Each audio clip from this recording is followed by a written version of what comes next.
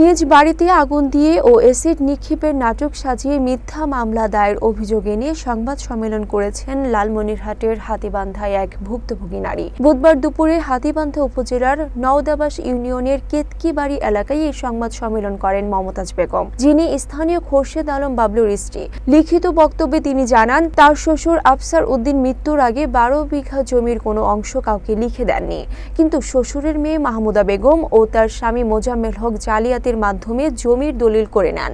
বিষয়টি জানার পর শ্বশুর নিজেই লালমনিরহাট জেলা জজ আদালতে দলিল বাতিলের মামলা করেন, যা এখনো চলমান।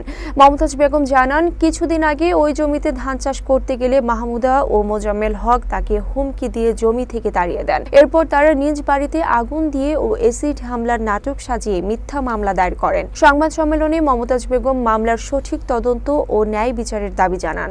আপনাদের মাধ্যমে প্রশাসনের নিকট এ ঘটনার সুষ্ঠু তদন্ত সাপেক্ষে দোষী ব্যক্তিদের দৃষ্টান্তমূলক শাস্তির দাবি জানাচ্ছি।